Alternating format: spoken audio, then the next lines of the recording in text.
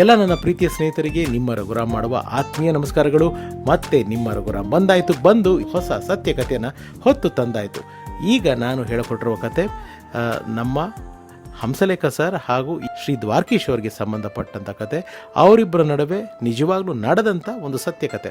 Dwarakish sir Vinod Raj ಸರ್ನ launch ಮಾಡಿ dance ರಾಜ dance ಅನ್ನೋ ಒಂದು ಸಿನಿಮಾನ ಶೂಟ್ ಮಾಡಿ ರಿಲೀಸ್ ಮಾಡ್ತಾರೆ. ಅದು ದೊಡ್ಡ ಹಿಟ್ ಆಗುತ್ತೆ. ವಿನೋದ್ ರಾಜು ಒಬ್ಬ ಅದ್ಭುತ ಕಲಾವಿದ, ಅತ್ಯದ್ಭುತ ಡ್ಯಾನ್ಸರ್ ಅನ್ನೋದು ಎಲ್ರಿಗೂ ಪ್ರೂವ್ ಆಗುತ್ತೆ.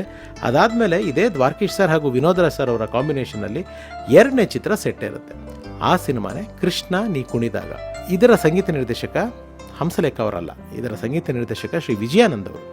ಹಂಸಲೇಖ ಅವರು ಅವತ್ತಿನ ದಿನಗಳಲ್ಲಿ ಒಬ್ಬ ಸ್ಟಾರ್ ಸಂಗೀತ ನಿರ್ದೇಶಕ ಅಥವಾ ಒಬ್ಬ ಸ್ಟಾರ್ ಸಾಹಿತಿ ಅಂತ ಹೇಳಿದ್ರೆ ತಪ್ಪಾಗಲ್ಲ. ಯಾಕೆಂದರೆ ಅಷ್ಟು ಸಿನಿಮಾಗಳು ಅವರು ಬರೆದಿದ್ದು ಅಥವಾ ಅವರು ಮ್ಯೂಸಿಕ್ ಮಾಡಿದ್ದು ಎಲ್ಲ ಸಿನಿಮಾಗಳು ಸೂಪರ್ ಡೂಪರ್ ಹಿಟ್ಟು.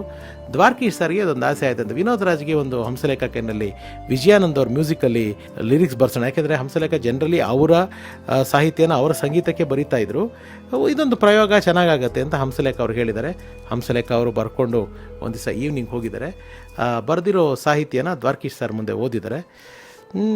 ಚೆನ್ನಾಗಿದೆ ಹಂಸಲೇಖ, ಬಟ್ ನಾನು ಇನ್ನೂ ಏನೋ ಬೇರೆ ಬೇಕು ಅಂತ ಅಂದ್ಕೊಂಡಿದ್ದೆ. ಯಾವುದಕ್ಕೂ ಸೇಫ್ಟಿ ಇರಲಿ ಅಂತ ನಾನು ಬೇರೆ ಒಬ್ಬ ರೈಟ್ರ್ ಹೆಸರು ಇಲ್ಲಿ ಬೇಡ ಅನಿಸುತ್ತೆ. ಇನ್ನೊಬ್ಬ ರೈಟ್ರ್ ಹತ್ರ, ಇನ್ನೊಬ್ಬ ಸಾಹಿತಿ ಹತ್ರ ನಾನು ಹಾಡು ಬರ್ಸ್ಕೊಂಡಿದ್ದೀನಿ. ನೀವು ಬರೆದೋದಕ್ಕಿಂತ ನನಗೇನೋ ಅದೇ ಸ್ವಲ್ಪ ಬೆಟರ್ ಆದಂಗಿದೆ. ಸೊ ನಾನು ಅದನ್ನೇ ಬಳಸ್ಕೊತೀನಿ, ತಪ್ಪು ತಿಳ್ಕೊಬೇಡಿ. ಇಲ್ಲಿ ಹಂಸಲೇಖ ಅವರಿಗೆ ಒಂದು ಚಾಲೆಂಜ್ ಆಗೋಯ್ತಂತೆ. ಅಂದರೆ ಹಿಂಗೆ ನನಗೆ ಹಿಂಗೆ ಮಾಡ್ಬಿಟ್ರಲ್ಲ, ಒಂದು ಅವ್ರಿಗೇನು ರಿಯಾಕ್ಟ್ ಮಾಡೋಕ್ಕೂ ಗೊತ್ತಾಗಿಲ್ಲ. ಒಂದು 15-20 ನಿಮಿಷದಲ್ಲಿ ಆ ಸ್ಟುಡಿಯೋ ಕೆಳಗಡೆ ಹೋಗಿ ಅವ್ರಿಗೇನು ತೋಚ್ತೋ ಅದನ್ನೆಲ್ಲ ಗೀಚ್ಕೊಂಡು ಇದನ್ನು ಓದಿ ಸರ್ ಅದು ದ್ವಾರಕೀಶ್ ಅವರಿಗೆ ಆ ಶೀಟ್ ಕೊಡ್ತಾ ಇರೋಂಗೆ ದ್ವಾರಕೀಶ್ ಅವರು ಆ ಸಾಹಿತ್ಯನ ಓದಿ ವಾಹ್ ವಾಹ್ ವಾಹ್ ಅಂತ ಹೇಳೋಕ್ಕೆ ಎಷ್ಟು ಚೆನ್ನಾಗಿ ಬರ್ದಿದ್ದೀರ ಹಂಸಲೇಖ, ಯಾವಾಗ ಬರ್ದಿರಿ, ಇದು ಯಾವ ಪಿಕ್ಚರ್? ನಿಮ್ಮ ಪಿಕ್ಚರ್ಗೆ ಸರ್ ಇವಾಗ ನೀವು ಹೇಳಿದ್ರಲ್ಲ ಆ ಸಾಹಿತ್ಯದ ಬದಲು ಈ ಸಾಹಿತ್ಯ. ಯಾಕೆಂದರೆ ಇದು ಎಲ್ಲೋ ಒಂದು ನನ್ನ ಪ್ರತಿಭೆಗೆ ಒಂದು ಚಾಲೆಂಜ್ ಆದಂಗೆ ಆಯಿತು. ಇವಾಗ ಹೋಗಿ ಕೆಳಗಡೆ ಬರ್ಕೊಂಬಂದೆ. ಆವಾಗ ಹಂಸಲೇಖ ಅವ್ರಿಗೆ ದ್ವಾರಕೀಶ್ ಅವರು ಒಂದು ಒಳ್ಳೆ ಸಂಭಾವನೆಯನ್ನು ಕೊಟ್ಟು ಆ ಸಾಹಿತ್ಯನ ಆ ಸಿನಿಮಾದಲ್ಲಿ ಬಳಸ್ಕೊಂಡಿದ್ದಾರೆ. ಆ ಹಾಡು ಯಾವುದು ಗೊತ್ತಾ? ನಿಮ್ಮೆಲ್ರಿಗೂ ಆ ಹಾಡು ಇವತ್ತಿಗೂ ಗುನುಗುಡ್ತೀರ ಹಾಡನ್ನ. ನಾನು ಹೇಳಿದ್ರೆ ನಾನು ಒಳ್ಳೆ ಸಿಂಗರ್ ಅಲ್ಲ, ಬಟ್ ಒಂದೇ ಒಂದು ಲೈನ್ ಅದರದ್ದು ಹೇಳ್ತೀನಿ. ಪ್ರಾಯ ಬಂದರೆ ಯಾಕೋ ಅದು ಯಾಕೋ ಹೊತ್ತೇ ಹೋಗೋಲ್ಲ. ಈ ಹಾಡು ಹುಟ್ಟಿದ್ದು ಹೀಗೆ, ಈ ಹಾಡು ಬಂದಿದ್ದು ಹೀಗೆ.